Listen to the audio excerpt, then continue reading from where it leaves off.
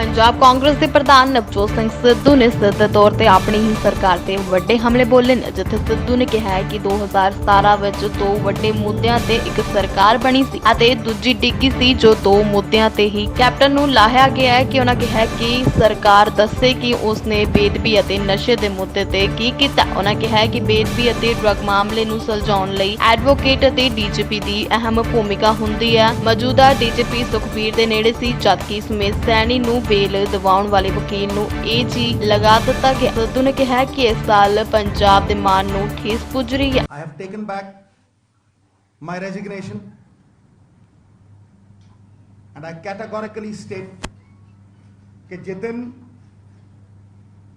नवे advocate general बन गए और नवा पैनल आ जाएगा, मैं जाके ऑफिस अपना चार्ज संभाला। It was not any personal ego.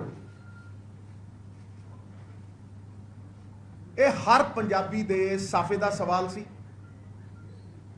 ਜਾਗਦੀ ਜ਼ਮੀਰ ਦਾ ਸਵਾਲ ਸੀ, ਪੰਜਾਬ ਦੀ ਅੰਤਰ ਆਤਮਾ ਦਾ ਸਵਾਲ ਸੀ ਔਰ ਸੱਚ ਪੁੱਛੋ ਇਹ ਪਾਰਟੀ ਦੇ ਵਕਾਰ ਦਾ ਸਵਾਲ ਸੀ, ਵਰਕਰ ਦੇ ਵਕਾਰ ਦਾ ਸਵਾਲ ਸੀ। क्योंकि बगैर मॉरल अथॉरिटी, बगैर नैतिकता की ताकत इंसान स्टेज ते चढ़ के सच की आवाज बुलंद नहीं कर सकता।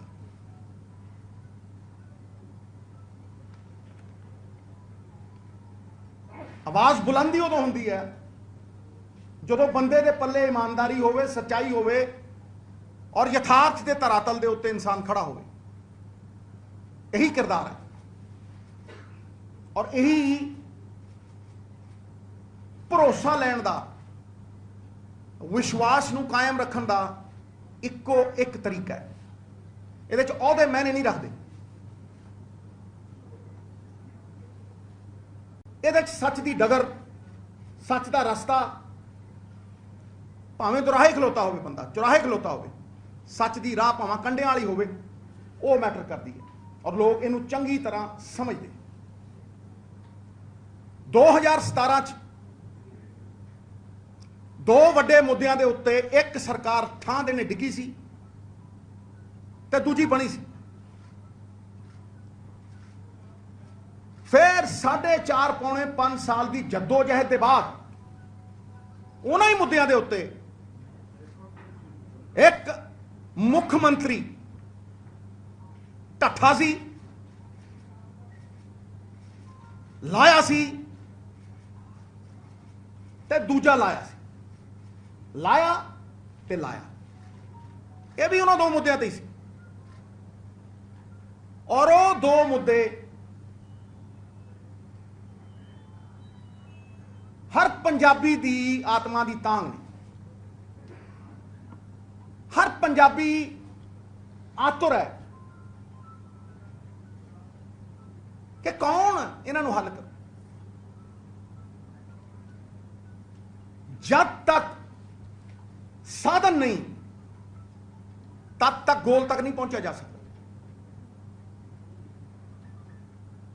The goal is far more tempting, very alluring, but it is the means that take you to the goal which are more important. और जदों गुरु की बेअदबी का सवाल आता है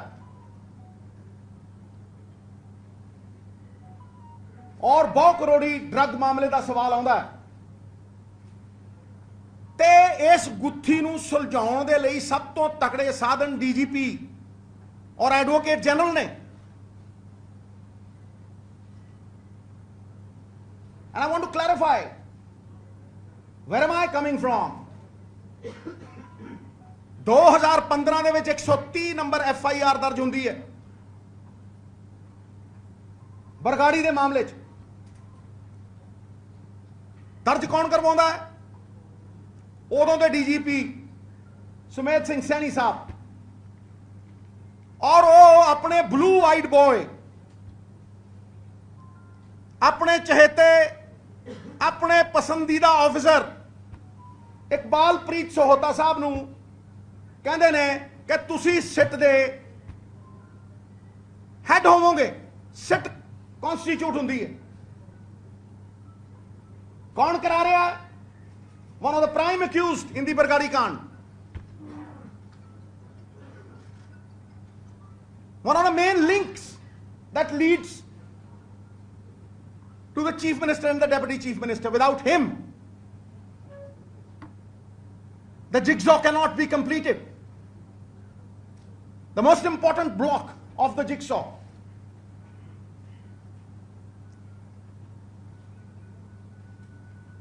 ਉਹ 130 ਨੰਬਰ FIR ਪਤਾ ਨਹੀਂ ਕਿਹੜੀ ਇਨਵੈਸਟੀਗੇਸ਼ਨ ਕਿਹੜੀ ਹੋਈ, ਕੋਈ ਰਿਕਾਰਡ ਦੇ ਉੱਤੇ ਨਹੀਂ ਹੈ ਇਨਵੈਸਟੀਗੇਸ਼ਨ। ਲੇਕਿਨ ਸੁਖਬੀਰ ਬਾਦਲ ਦੇ ਨਾਲ ਬੈਠ ਕੇ IG ਇਕਬਾਲਪ੍ਰੀਤ ਸੋਹਤਾ ਕਹਿੰਦਾ ਜੀ ਇਹਨੂੰ ਕਲੀਨ ਚਿੱਟ ਦਿੱਤੀ ਜਾਂਦੀ ਹੈ। ਦੋ ਗੁਰਸਿੱਖ ਰੁਪਿੰਦਰ ਔਰ ਜਸਪਿੰਦਰ ਜਿਨ੍ਹਾਂ ਦੇ ਘਰੇ ਅਸੀਂ ਗਏ, 5 ਮੰਤਰੀ ਕੈਪਟਨ ਸਰਕਾਰ ਚ ਜਿਨ੍ਹਾਂ ਦੇ ਘਰੇ ਗਏ, ਜਿਨ੍ਹਾਂ ਦੇ ਚੱਡੇ ਪਾੜੇ ਗਏ, ਜਿਨ੍ਹਾਂ ਤੇ ਤਸ਼ੱਦਦ ਹੋਈ, ਇੱਕ ਸਰਪੰਚ ਨੂੰ 40 ਲੱਖ ਰੁਪਏ ਦਿੱਤੇ ਗਏ ਔਰ ਉੱਥੇ ਜਿਹੜੇ ਪਾਕ ਪਵਿੱਤਰ ਸਿੱਖ ਜਥੇਬੰਦੀਆਂ ਦੇ ਆਗੂ ਸੀ, ਇਹ ਕਿਹਾ ਗਿਆ ਕਿ ਪੰਥਪ੍ਰੀਤ ਜੀ ਦਾ ਨਾਮ ਲਓ, ਰੁਪਏ 50 ਲੱਖ ਦਿੱਤੇ ਗਏ ਔਨ ਰਿਕਾਰਡ। ਤੇ ਉਹ blue eyed boy becomes the DGP of the government of Punjab. That is the big question, not my question. Punjab ਦੇ ਲੋਕਾਂ ਦਾ ਸਭ ਤੋਂ ਵੱਡਾ ਸਵਾਲ ਹੈ।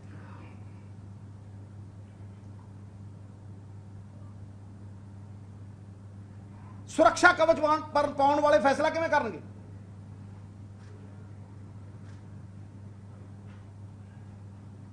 ਅੱਗੇ ਆ ਜਾਓ।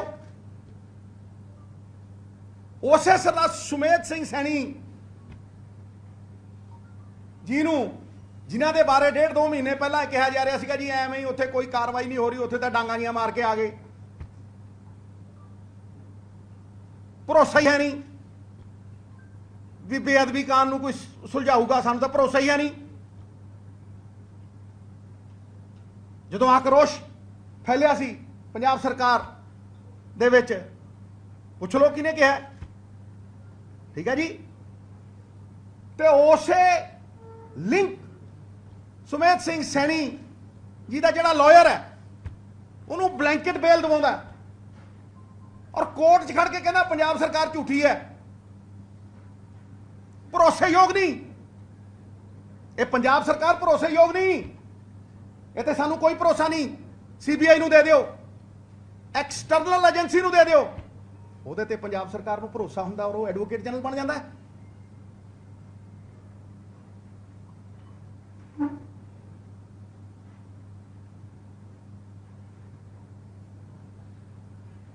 ਫਿਰ ਕਿਉਂ ਲੱਥਾ ਸੀ ਮੁੱਖ ਮੰਤਰੀ?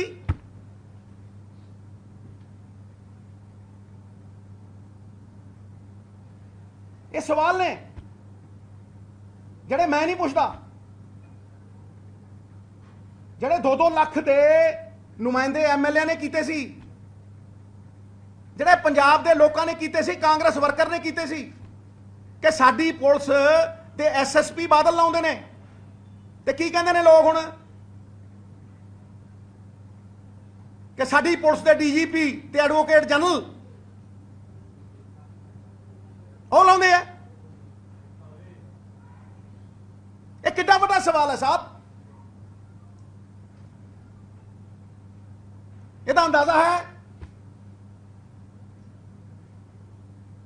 ਇਹ 3 ਕਰੋੜ ਪੰਜਾਬੀਆਂ ਦੇ ਵਿਸ਼ਵਾਸ ਨੂੰ ਠੇਸ ਪਹੁੰਚਦੀ ਹੈ।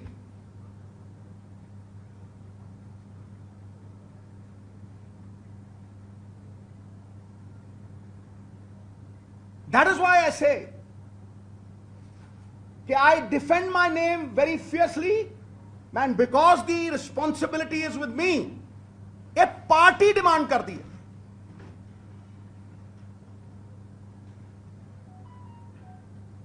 और जिस दिन ये दोनों ना रहे, ये कोई मेरा पर्सनल किसी ना लड़ाई थोड़ा ना, मैं क्यों लड़ूं? उसे दिन साहब, उसे दिन कांग्रेस पार्टी दा हर कार्यकर्ता, हर वर्कर गली मुहल्ले चाल दे विच थोड़ा स्टार प्रचारक बनेगा। That is the spirit this will infuse in him. वो खड़ा हो जाएगा, उठ खड़ेगा, ਉਹਦੀ मायूसी चली जाएगी। यही मेरा दायित्व है, नहीं तो किहड़े मुंह नाल जावांगे? कोई समझा दे।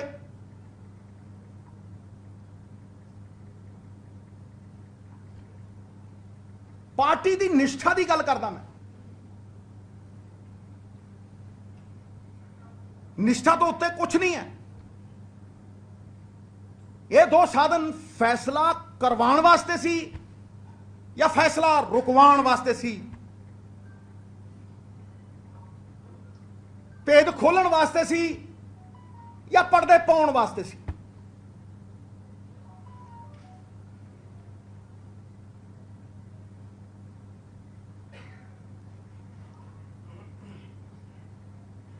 ते भाई जदों मुख्यमंत्री एक उतरिया दूजा बनिया ते कांग्रेस हाई कमांड दे जड़े 5 निकाती प्रोग्राम सी, पहले 2 किहड़े सी? कांग्रेस हाई कमांड दी जड़ी डायरेक्शन सी ਉਹਦੇ ਚ ਨੰਬਰ 1 ਤੇ ਨੰਬਰ 2 ਕੀ ਸੀ? ਤੇ ਰੌਲਾ ਪੈਂਦਾ ਹੁੰਦਾ ਸੀ ਐਸਟੀਐਫ ਦੀ ਰਿਪੋਰਟ ਜਨਤਕ ਕਰੋ। ਕੌਣ ਰੋਕਦਾ ਭਾਈ? 50 ਦਿਨ ਹੋ ਗਏ। ਮੈਂ ਤੁਹਾਨੂੰ ਸਾਰੇ ਪ੍ਰੈਸ ਵਾਲਿਆਂ ਨੂੰ ਸਵਾਲ ਕਰਦਾ, ਮੈਂ ਕਈ ਵਾਰ ਪੁੱਠੀ ਗੱਲ ਵੀ ਕਰਦਾ, ਬਿਲਕੁਲ ਕਰਦਾ। ਦੇਖੋ ਤੁਸੀਂ, ਮੈਂ ਤੁਹਾਨੂੰ ਸਵਾਲ ਕਰਦਾ, ਤੁਸੀਂ ਦੱਸੋ ਪਿਛਲੇ 44 ਤੋਂ 50 ਦਿਨਾਂ ਇਸ ਸਰਕਾਰ ਨੇ ਬੇਅਦਬੀ ਦੇ ਇਨਸਾਫ ਦੀ ਦਿਸ਼ਾ ਵਿੱਚ ਤੇ ਨਸ਼ੇ ਦੀ ਰਿਪੋਰਟ ਖੋਲਣ ਦੀ ਦਿਸ਼ਾ ਵਿੱਚ ਕਿਹੜਾ ਰੁਝਾਨ ਵਿਖਾਇਆ? ਮੈਂ ਤੁਹਾਡੇ ਤੋਂ ਪੁੱਛਦਾ ਕਿ ਤੁਸੀਂ ਨਹੀਂ ਚਾਹੁੰਦੇ ਸਾਹਿਬ, ਕਿ ਪੰਜਾਬ ਨਹੀਂ ਚਾਹੁੰਦਾ ਸਾਹਿਬ ਕਿ ਵਿਧਾਨ ਸਭਾ ਦੇ ਵਿੱਚ ਰਿਪੋਰਟ ਜਨਤਕ ਹੋਵੇ?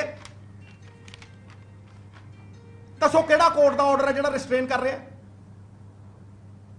ਹੈ ਜੀ, ਕੌਣ ਰੋਕਦਾ ਜੀ? ਔਰ ਮੈਂ ਬੜੇ ਸਬਰ ਨਾਲ ਹਰ ਜਗ੍ਹਾ ਦੇ ਉੱਤੇ ਪਾਰਟੀ ਦੇ ਹਰ ਕੋਨੇ 'ਚ ਪਾਰਟੀ ਦੇ ਹਰ ਬੰਦੇ ਨੂੰ ਹਰ ਰੋਜ਼ ਜਾ ਕੇ ਮਿਲਦਾ ਰਿਹਾ। ਸਵਾ ਮਹੀਨਾ ਪਹਿਲਾਂ ਦੀ ਗੱਲ ਹੈ ਜਦੋਂ ਪੈਨਲ ਭੇਜਿਆ ਗਿਆ, 1 ਹਫ਼ਤੇ ਦੇ ਵਿੱਚ ਸੋਲਵ ਹੋਣ ਵਾਲੀ ਗੱਲ ਸੀ। 2 ਪੈਨਲ ਚਲੇ ਗਏ, 30 ਦਿਨ ਲੰਘ ਗਏ, 50 ਦਿਨ ਲੰਘ ਗਏ, 90 ਦਿਨ ਦੀ ਤਾਂ ਸਰਕਾਰ ਹੈ। ਇਹ ਕੀ ਚੱਲ ਰਿਹਾ?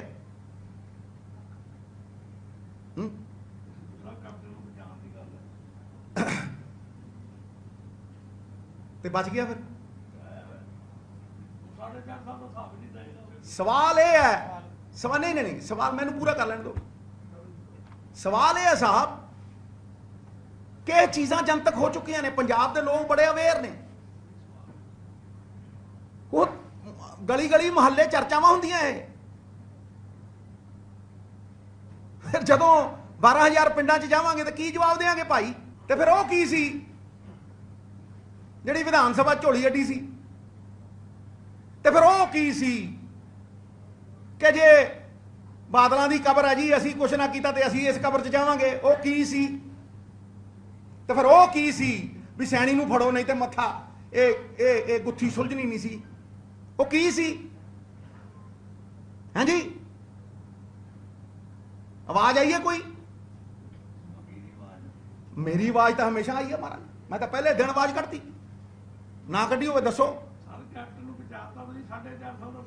ਮੈਂ ਤੇ ਪਹਿਲੀ ਕੈਬਨਿਟ ਤੋਂ ਹਿਸਾਬ ਮੰਗਦਾ ਸੀ ਸਾਹਿਬ, ਪਹਿਲੀ ਕੈਬਨਿਟ ਤੋਂ ਹਿਸਾਬ ਮੰਗਦਾ ਸੀ। ਨਹੀਂ, ਮੇਰੀ ਗੱਲ ਤਾਂ ਹਰੇਕ ਬਾਹਰ ਆਈ ਹੈ, ਨਾਲੇ ਡਰੱਗ ਵਾਲੀ ਵੀ ਗੱਲ ਆਈ ਹੈ। ਮੈਂ ਕਹਾਂ ਜੀ ਪਹਿਲੀ ਉਸ ਚ ਤੁਸੀਂ ਕਹਿੰਦੇ ਹੋ 3.5 ਸਾਲ ਬਾਅਦ, 3.5 ਸਾਲ ਬਾਅਦ ਜਿਨ੍ਹਾਂ ਨੇ ਕੱਢੀ ਉਹਨਾਂ ਦੀ ਗੱਲ ਕਰੋ।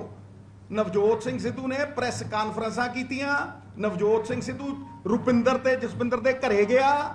ਨਵਜੋਤ ਸਿੰਘ ਸਿੱਧੂ ਨੇ ਪ੍ਰੈਸ ਕਾਨਫਰੰਸ ਕਰਕੇ ਜਿਹੜੀ ਸੀਸੀਟੀਵੀ ਫੁਟੇਜ ਸੀ, ਜਿਹੜੀ ਜ਼ੋਰਾ ਸਿੰਘ ਕਮਿਸ਼ਨ 'ਚ ਨਹੀਂ ਸੀ, ਉਹ ਰਿਲੀਜ਼ ਕੀਤੀ 2018 'ਚ। ਇਹ ਗਵਾਹ ਨੇ ਸਾਰੇ। ਉਹਨਾਂ ਦੇ ਪਿੰਡਾਂ 'ਚ ਫਿਰਿਆ ਨਵਜੋਤ ਸਿੱਧੂ। ਉੱਥੇ ਜਾ ਕੇ ਸਟੇਜ ਤੇ ਖੜ ਕੇ ਬਰਗਾੜੀ ਦੇ ਉੱਤੇ, ਸਟੇਜ ਦੇ ਉੱਤੇ ਬੋਲਿਆ ਨਵਜੋਤ ਸਿੱਧੂ। ਕੋਈ ਕਰਦੇ ਡਿਨਾਏ? ਤੇ ਜਦੋਂ 2021 ਦੇ ਵਿੱਚ ਫੈਸਲਾ ਆਇਆ ਮਹਾਰਾਜ,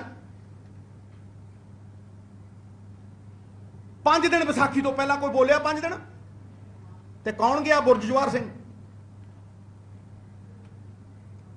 ਤੇ ਉੱਥੋਂ ਕਿਹਨੇ ਖੜੇ ਕੀਤੇ ਸਵਾਲ? ਸੋ ਇਸ ਕਰਕੇ ਮੈਂ ਬੜਾ ਕਲੀਅਰ ਹਾਂ ਕਿ ਇਹ ਮਸਲਾ ਜ਼ਮੀਨ ਨਾਲ ਜੁੜਿਆ ਹੋਇਆ। ਜਿਹੜਾ ਬੰਦਾ ਸਵੇਰੇ, ਔਰ ਇਹ ਪ੍ਰਥਾ ਹੈ ਪੰਜਾਬ 'ਚ, ਹਿੰਦੂ ਸਿੱਖ ਮੁਸਲਮਾਨ, ਜਿਹੜਾ ਬੰਦਾ ਸਵੇਰੇ ਗੁਰਦੁਆਰੇ ਜਾਂਦਾ ਹੈ, ਮੱਥਾ ਟੇਕਦਾ ਹੈ, ਸੀਸ ਨਿਵਾਉਂਦਾ ਹੈ, ਉਹ ਕਿੱਦਾਂ ਭੁੱਲ ਸਕਦਾ ਹੈ ਸਾਰਾ ਕੁਝ? ਮੈਨੂੰ ਦੱਸ ਦੇ ਕੋਈ, ਕਿਵੇਂ ਭੁੱਲ ਜੂ ਉਹ? ਤੇ ਮਹਾਰਾਜ ਜਦੋਂ ਮੁੱਖ ਮੰਤਰੀ ਲਾਇਆ ਸੀ, ਉਦੋਂ ਪਹਿਲਾਂ 3 ਸਿੱਟਾਂ, 7 FIRs ਤੇ 6 ਸਾਲ ਬਾਅਦ ਇਹੋ ਅਫਸਰ ਲੱਭੇ ਸੀ ਬਾਦਲਾਂ ਤੇ ਸੁਰੱਖਿਆ ਕਵਚ ਪਾਉਣ ਨੂੰ। ਦੇਸ਼ ਦੁਨੀਆ ਦੀ ਹਰ ਖਬਰ ਤੇ ਨਜ਼ਰ ਰੱਖਣ ਦੇ ਲਈ ਹੁਣ ਸਾਡਾ ਡੇਲੀ ਇੰਟਰਨੈਸ਼ਨਲ ਐਡੀਸ਼ਨ ਪੜ੍ਹਨ ਦੇ ਲਈ ਲੌਗਇਨ ਕਰੋ ਸਾਡੀ ਵੈਬਸਾਈਟ ਤੇ www.apnapunjabmedia.com ਤੇ ਇਸੇ ਦੇ ਨਾਲ ਹੀ ਤੁਸੀਂ ਇੱਥੇ ਸਾਡਾ ਡੇਲੀ ਈ-ਪੇਪਰ ਵੀ ਪੜ੍ਹ ਸਕਦੇ ਹੋ ਤੇ ਜਲਦ ਹੀ ਵਿਜ਼ਿਟ ਕਰੋ ਸਾਡੀ ਵੈਬਸਾਈਟ ਤੇ।